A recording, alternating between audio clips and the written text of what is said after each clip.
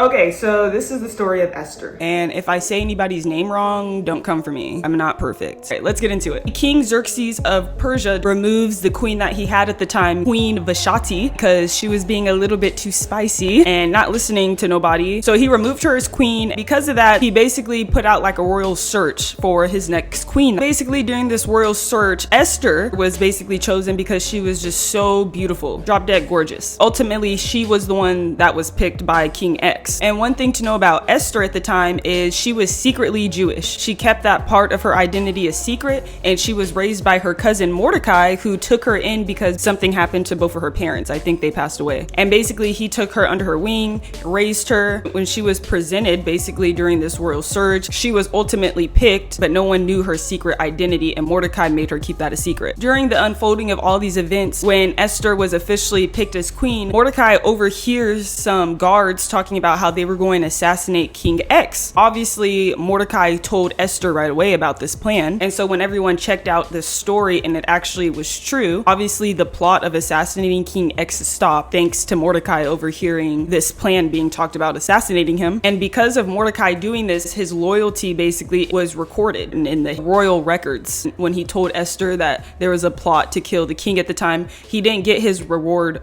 right away. His name was just written in the royal records. So moving on to another person of the story, and that is Haman. I think that's how the name is said. Don't be mad at me. Basically, the king promotes this guy named Haman in a higher position to where basically everyone has to bow down to Haman under King X, of course. And the only person that does not subscribe to this idea is Mordecai, the cousin of Esther. And don't forget, nobody knows that they are cousins, and nobody knows her secret identity, not even King X. So basically Haman is promoted, and Mordecai couldn't care less about that man, doesn't pay him any mind or bow down to him when he walks by, and that infuriates Haman because he thinks that he is the greatest. He basically let the power get to his head too much, and when he heard about Mordecai not obeying him, Haman got very upset, and he basically convinced King X that all the Jews are rebellious people, that they're bad and they should be killed. King X is like, yeah, cool, do that, because you are the guy that I just promoted to be bowed down by everyone, so whatever you think should go, sure, I'll put my seal on it. There was a decree put out that all the Jews were going to be killed on this certain day,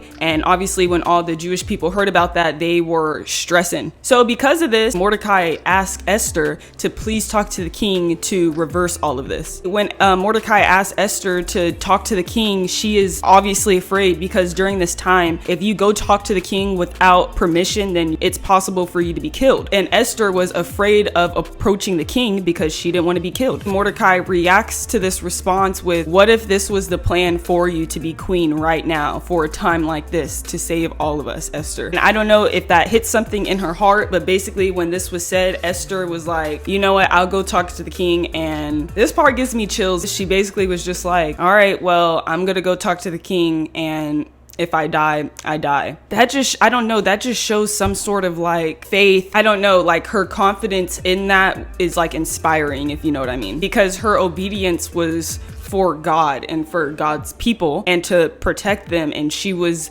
okay with laying her life for that to happen. If you can just think about the power behind that, all the emotions, all the things, that's just a really powerful testimony between Mordecai and Esther all together. So now the plan officially begins for Esther to save her people. And once again, nobody knows the identity of Esther other than obviously Mordecai. Nobody knows her true identity, not even King X or Haman. Esther has the confidence, and she actually approaches King X, and nothing happens. She doesn't get killed. He actually welcomes her in and even tells her, I'll give you half of my kingdom if you want it. Esther doesn't say right away, can you please save my people? Esther then asks and invites the king and Haman to a party banquet, and during this first party banquet, the king asks Esther, so what is this special thing that you need to ask me? Esther delays her request and says, can I invite you and Haman to a second banquet tomorrow and ask you my question then? again, and the king accepts. After that first banquet, that night, the king cannot sleep for some reason. He's having these nightmares, he's having trouble sleeping, and he basically asks his servant if he could read the book of royal records to him so he can help fall asleep. During this reading of the royal records, King X rehears the story about Mordecai overhearing these servants that tried to kill King X. And as you know, Mordecai spoke up, the king never got killed, and the king, when he heard this, he was just like, whoa, like go back to that story about Mordecai. How was he rewarded? Whatever ended up happening with that good deed that he did to save my life. And the servant was like, nothing ever came of that. He never got any sort of prize for doing that. And basically the king noted that night.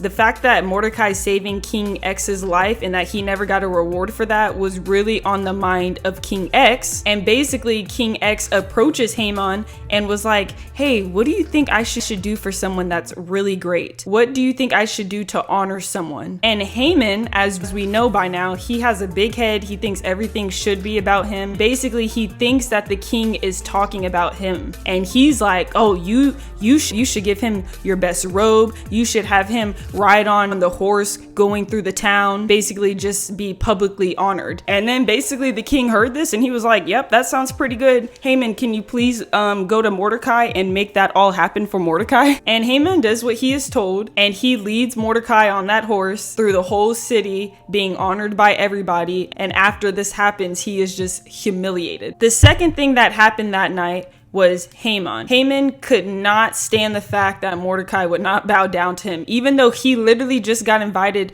to a party by Esther and the king, and he got to sit up there with them. Or even though he was happy about that and he was on his high horse about it, he was just so upset that this one person would not bow down to him. And because of that, he complained about this to his wife and friends, and his wife and friends suggested that he should build a hanging pole that's like 75 feet to hang Mordecai. And Haman basically has the people build this pole that night. So that finally brings us to the second banquet that Esther asked the king and Haman to come to. And during this second banquet is when things go down, and Esther is ready to talk and say exactly what she needs to save her people. So basically Haman, he couldn't be too sad. He had to get to that second party that Esther wanted him and King X to be at. So basically he went to that party. The second party is happening, and the king goes to Esther again and is like, what do you want? What is this a big question that you want to ask me? Esther, she reveals at that very moment in time basically her identity. She's basically like, my people are going to be destroyed. King X, he's like basically like, what do you mean? Who put out this hit on you guys? Who did this to you, to your people? And Esther was like, Haman. After that, Haman was like filled with fear. The King X is so mad that he storms out of the room. After the king storms out of the room in anger with Haman, Haman is like begging the Queen Esther because he knows that he's about to be killed by the king. So he's like begging for his life to Esther, and basically during all of his theatrics, he ends up not falling on Esther, but like falling on like the couch or something that she was sitting on. And at that same time, King X, he came from outside, and when he saw this, he thought that Haman was trying to attack Esther and got even more enraged. And this is where the full circle thing comes from, because one of the servants was like, oh yeah, there's also this hanging post by Haman's house about 75 feet tall. You want us to basically hang him on that? And it was like a done data. It was basically like, okay, bet. So Haman was literally hung on the hanging post that he had made for Mordecai. I just feel like that is so like full circle moment. And so after that, King X was like way more happy. King X gave everything to Esther that belonged to Haman, and Esther had told him like, hey, someone who was a part of this like story and helping me is Mordecai. The king was like, okay, well, I want to meet with Mordecai. Mordecai met with the king, and the king gave his ring to Mordecai, and basically Esther put Mordecai in charge of everything that Haman was in charge of. And after that, Esther went back to the king and was like, okay, the problem is still at hand here. My people are still set out to be destroyed on this date.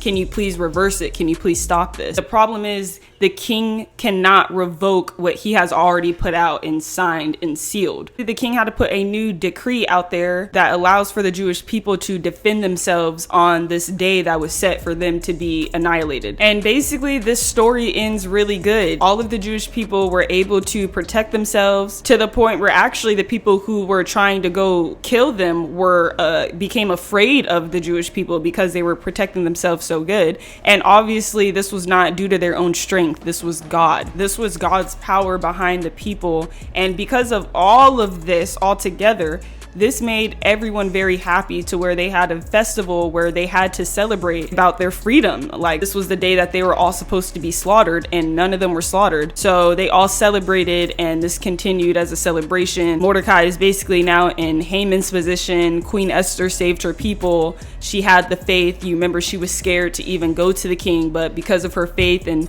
because of her sacrifice, like, okay, if I die, I die.